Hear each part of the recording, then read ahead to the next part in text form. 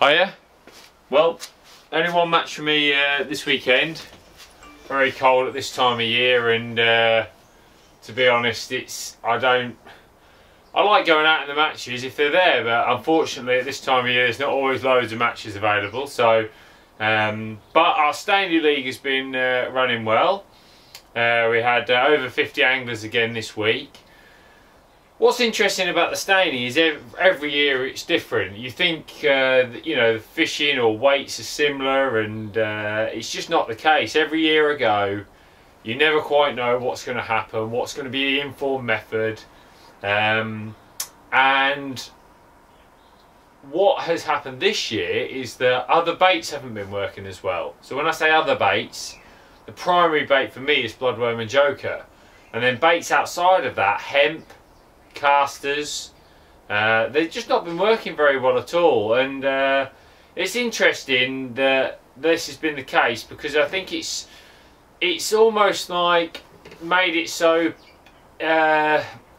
bloodworm fishing is going to come to the fore at some places, but people are still trying to catch on hemp and casters, and it's probably costing them a few fish.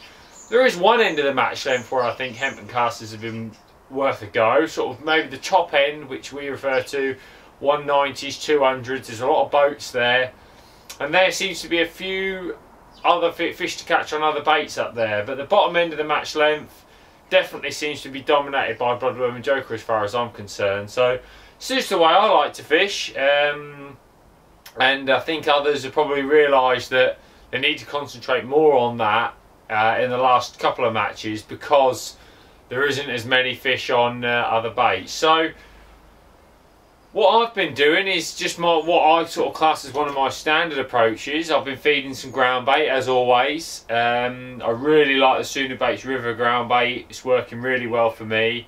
Mix a bag of that up and some soil.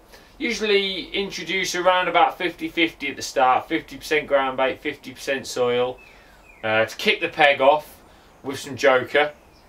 I think deciding where to fish has been quite important this year. There's not as many fish short as there has been in the past.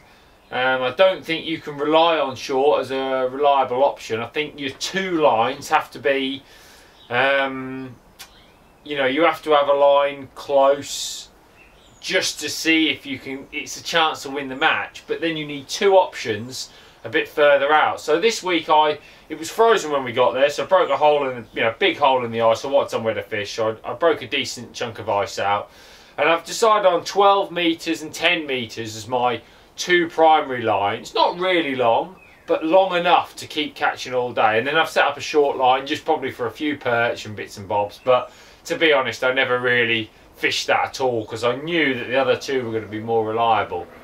I set up my ever faithful 0.6 PT6. This is a good one here to show you.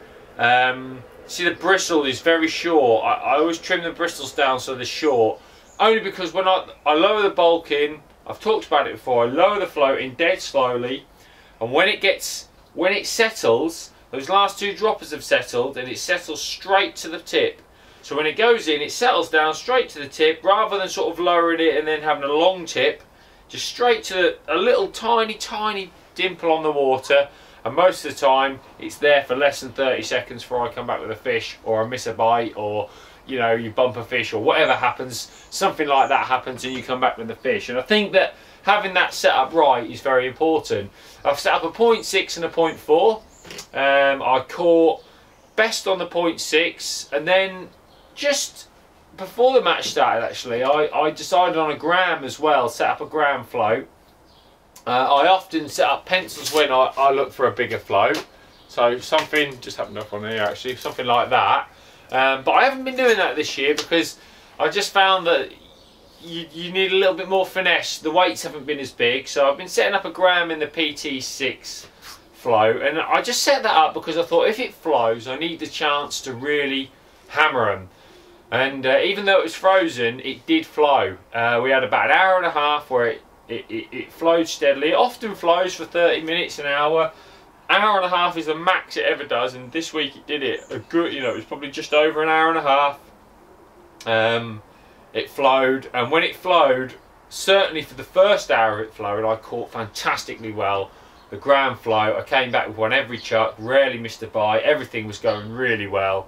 And I was on a steady weight. The thing that's keeping the weights down, I think, is the size of fish. I mean, I had a lot of fish on Sunday, but they weren't particularly big. I had a decent stamp to start off with, mixed in with some small ones, and then the second half of the match is just primarily small fish.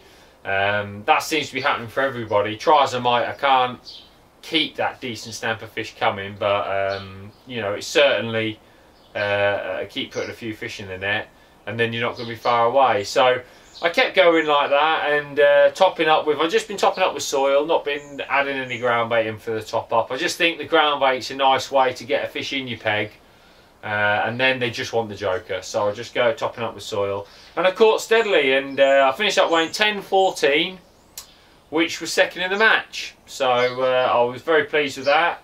My team of 3 of Tom Scully and Matt Godfrey, Matt just beat me for the match, sort of 20 pegs or so further down.